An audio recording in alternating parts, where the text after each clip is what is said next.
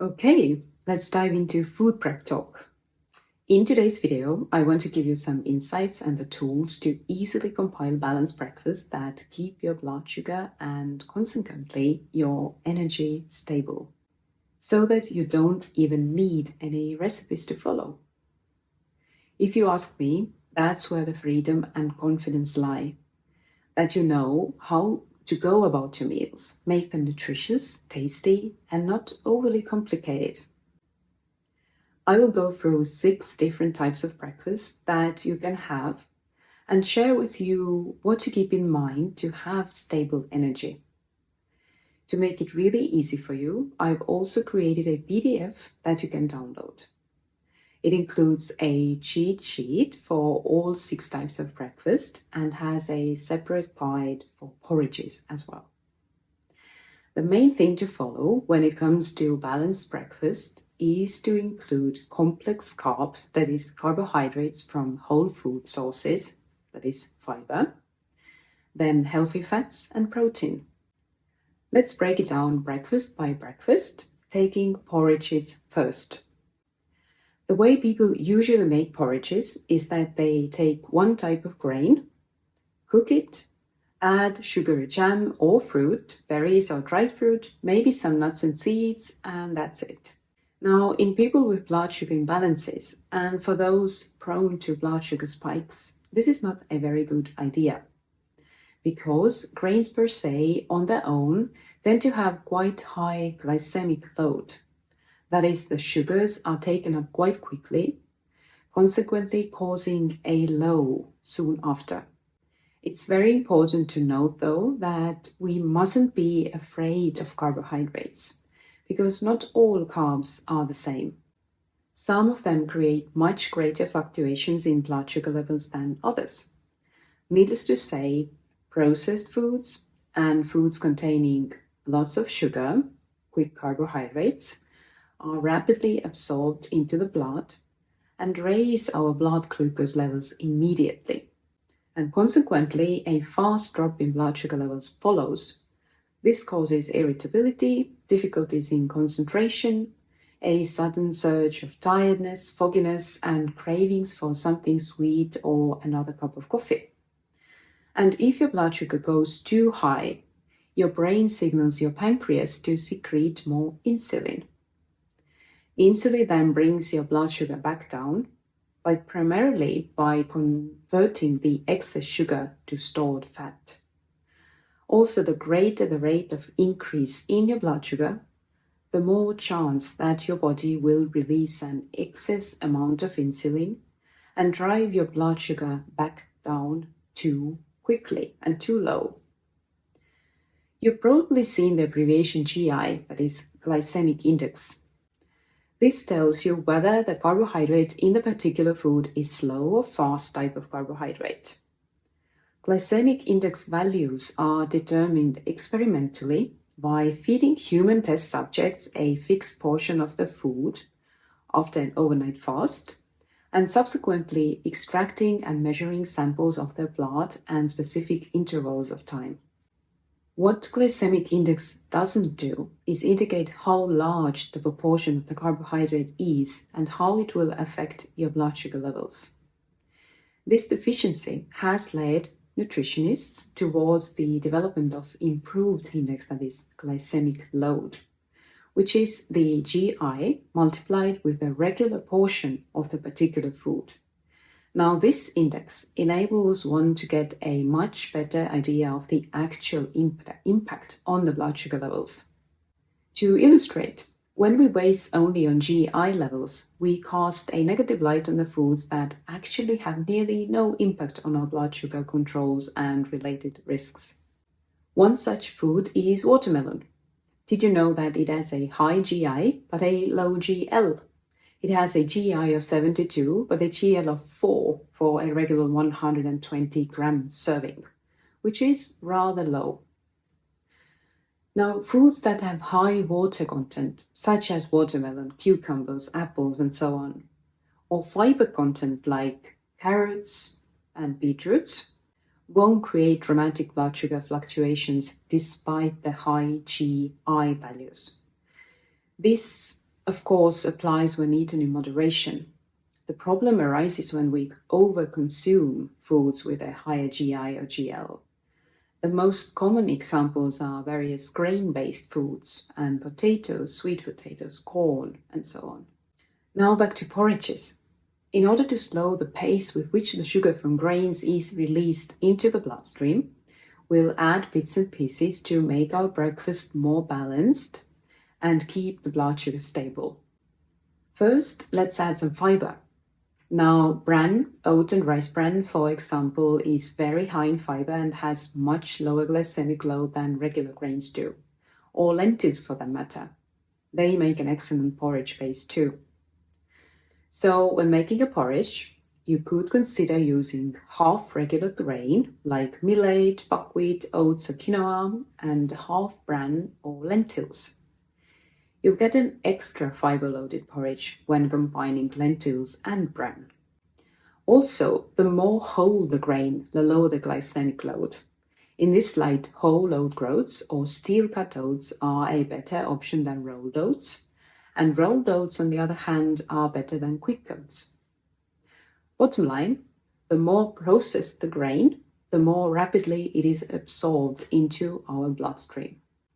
Now that you've picked which grains you want to prepare, you have several methods to choose from. For example, in the case of rolled oats, you can simply soak them overnight or pour hot water over them and wait for 5 to 10 minutes and they are done. If you take raw buckwheat, you can blend it after soaking, resulting in a delicious creamy pudding. If you make your porridge with quinoa, sorghum, barley, rice or even millet, you can make them easier to digest and decrease the prep time if you soak them overnight and then cook. Or if you're after a super creamy result, you can even blend the soaked grains before cooking. Of course, should you go for rolled oats or semolina, you can also simply cook them, and that's that. Now, here's a great ingredient you can add to make your energy real stable for hours, and that's chia seeds. You can add them either in the whole form or ground.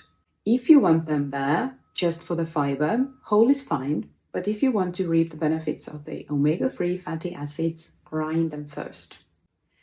When you do add them whole, when cooking your porridge, make it real runny on purpose at first, and when you turn off the heat, add 1 or 1.5 tablespoons of chia seeds, mix them in well and let it sit for about 10 minutes until they absorb the liquid.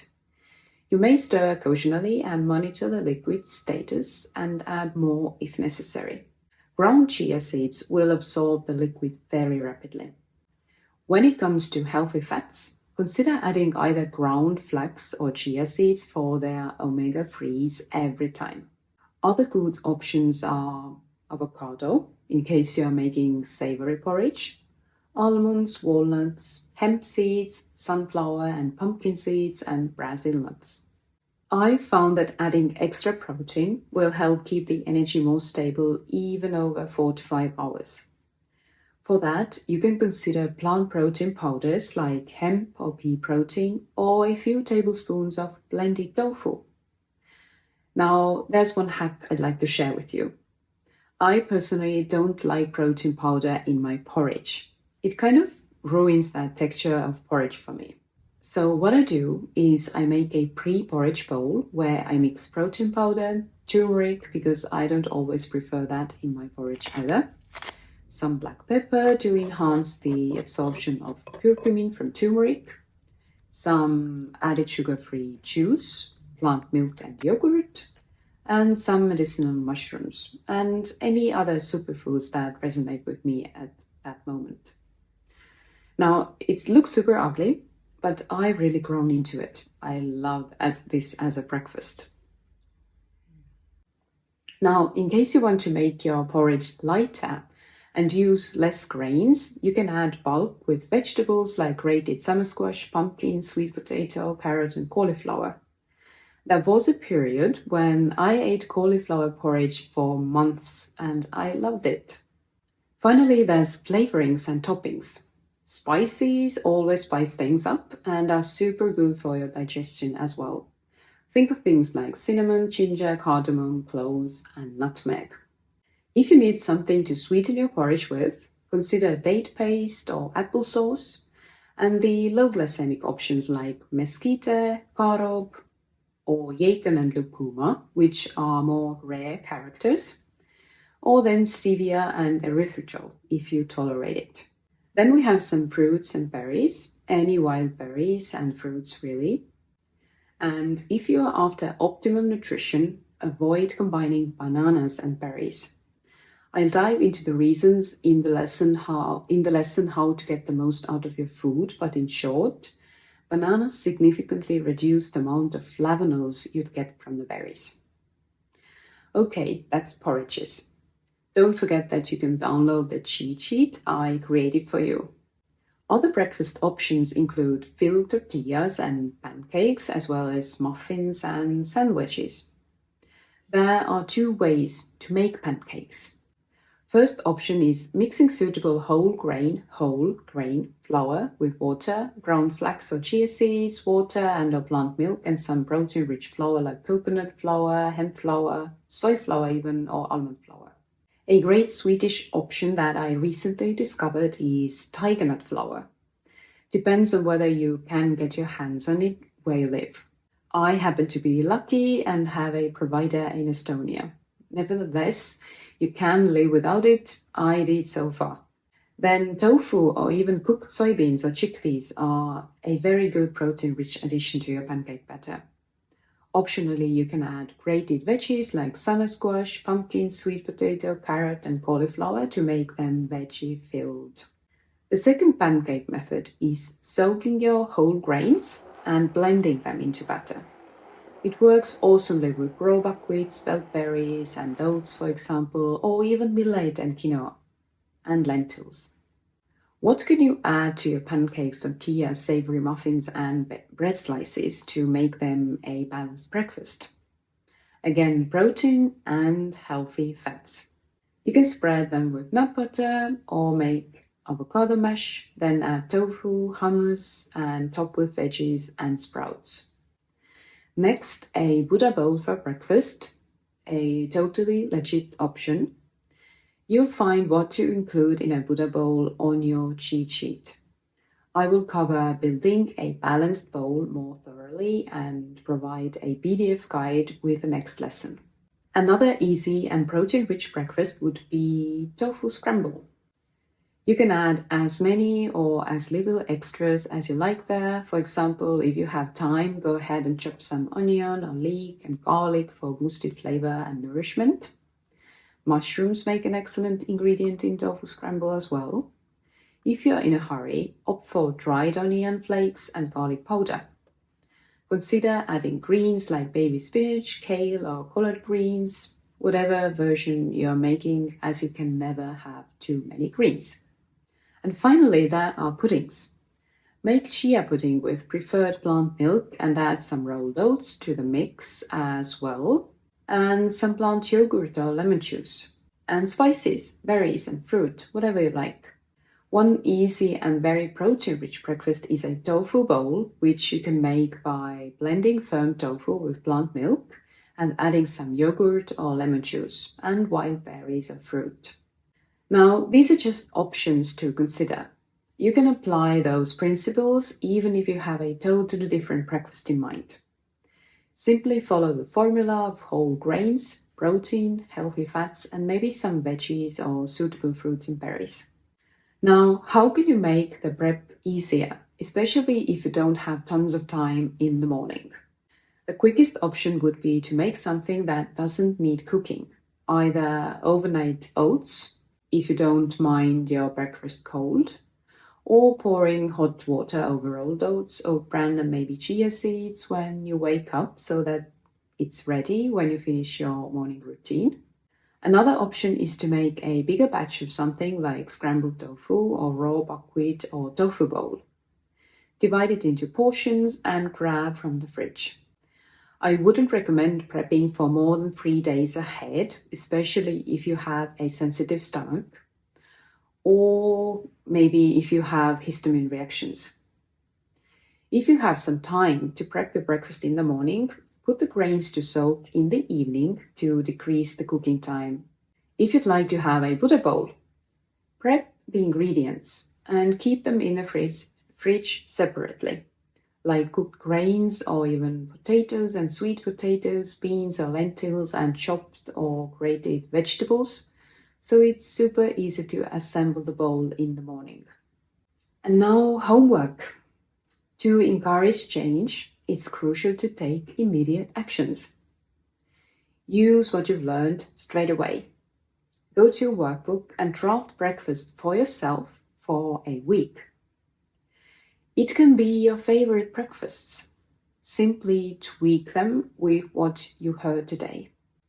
One extra tip for you: whenever you can, avoid eating the same foods day in and day out. Instead, rotate them. For example, when choosing grains for your breakfast, pick 3 to 4 and rotate them.